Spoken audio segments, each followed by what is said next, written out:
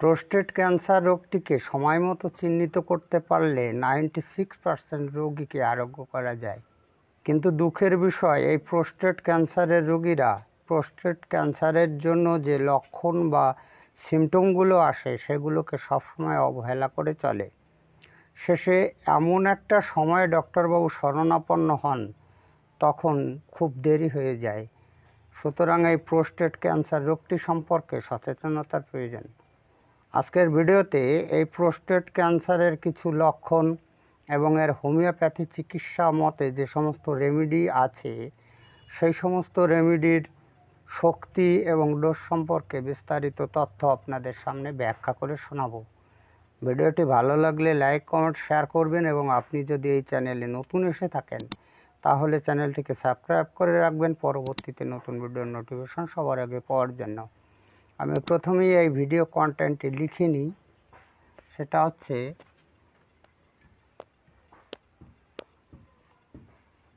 Prostate cancer awareness. এটার মানেটা কি হবে? এটার মানে হচ্ছে যে প্রোস্টেট ক্যান্সারের সচেতনতা। এই সচেতনতা যখনই আসবে তখনই রোগীদের ভীষণ সুবিধা, এতে রোগীদের বড় ধরনের ক্ষতি হওয়ার সম্ভাবনাটা কম থাকবে। পুরুষদের প্রজননতন্ত্রে ছোট আখরোটের মতো একটি গ্রন্থি থাকে, একে প্রোস্টেট গ্ল্যান্ড বলে। পুরুষের বয়স 50 পেরিয়ে গেলে অথবা যে সমস্ত ফ্যামিলিতে কারোর প্রোস্টেট ক্যান্সার হয়েছিল তাদের ক্ষেত্রে প্রোস্টেট ক্যান্সার সম্পর্কে সচেতন হওয়া বিশেষ জরুরি।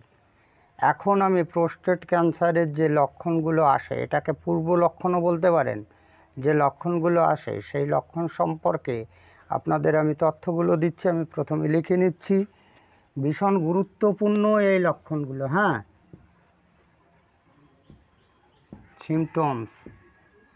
সিমটমস মানে হচ্ছে লক্ষণ, ঠিক আছে? সিমটমস আমি 1-2 করে লক্ষণগুলো বলি। নাম্বার 1-এ বলবো,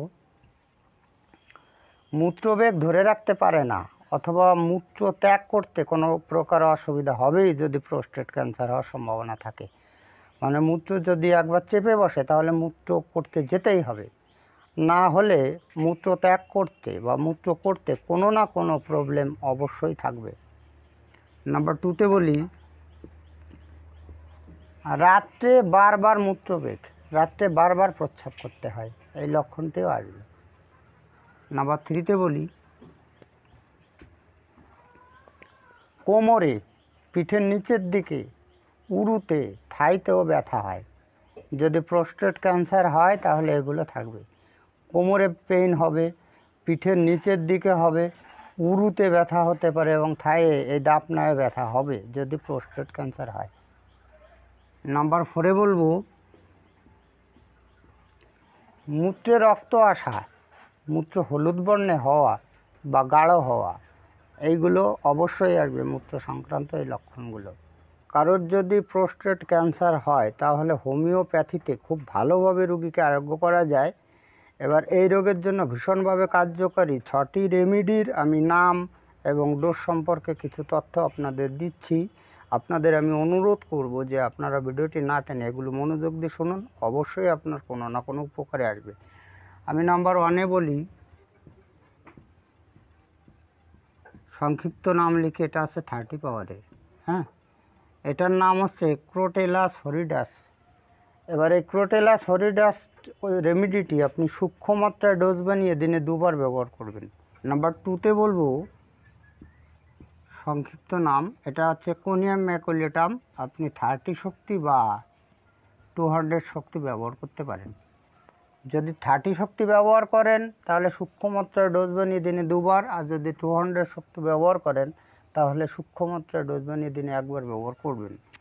আমি থার্ড রেমেডির নাম লিখি, এটা ফুল ফর্ম হচ্ছে কার্সিনোসিন। যদি এটা আপনি ব্যবহার করতে চান তাহলে 200 থেকে স্টার্ট করবেন।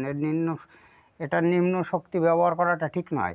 200, 1M বা প্রয়োজন বোধে 10Mও ব্যবহার করতে পারেন। যদি আপনি 200 শক্তি ব্যবহার করেন তাহলে সূক্ষ্ম মাত্রায় ডোজ বানিয়ে দিনে একবার, আর যদি 1 mg ব্যবহার করেন সূক্ষ্ম মাত্রায় ডোজ বানিয়ে সপ্তাহে 2টি ডোজ ব্যবহার করতে পারেন। নাম্বার 4 রেমেডি বলি,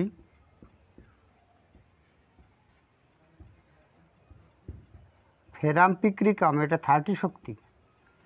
যদি আপনি এই ফেরামপিক্রিকাম ঔষধটি ব্যবহার করতে চান তাহলে 30 শক্তি সূক্ষ্ম মাত্রায় ডোজ বানিয়ে দিনে 2বার ব্যবহার করবেন। আমি নাম্বার 5-এ বলি, ভীষণ গুরুত্বপূর্ণ একটা রেমেডি, সেটা হচ্ছে হাইড্রানজিয়া মাদার টিংচার। এটা কিন্তু হাইড্রাস্টিস নয়, হাইড্রানজিয়া। এবার এই হাইড্রানজিয়া যদি আপনি মাদার টিংচার ব্যবহার করতে চান তাহলে 10 ফোঁটা করে দিনে 3বার ব্যবহার করতে হবে।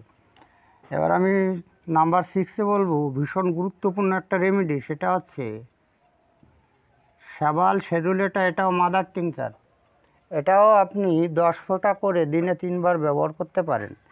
এবার আপনি সূক্ষ্ম মাত্রায় কীভাবে ডোজটা বানাবেন সেটার অর্ডিনারি একটা পন্থা বলে দিই। সেটা হচ্ছে যে এই মাদার টিংচারগুলো বাদে, তার মানে এইগুলো বাদে সেন্টিসিমেল পোটেন্সি সূক্ষ্ম মাত্রায় বানাতে হয়। আপনাকে 500 ml ড্রিঙ্কিং ওয়াটারের মধ্যে কয়েক ফোঁটা আরএস দিয়ে নিতে হবে। এবার এই আরএস দেওয়ার পরে আপনার নির্বাচিত রেমেডি, তার মানে এই 4টির যে কোনো একটা দিতে হবে 1 ড্রপ। 1 ড্রপ দেওয়ার পরে এটাকে ঝেঁকে ভালো করে মিশিয়ে নিতে হবে। এখান থেকে যদি আপনি 4 চামচের 2 চামচ করে খাওয়ান প্রতিবারে তাহলে সূক্ষ্ম মাত্রায় ডোজ হয়ে যাবে।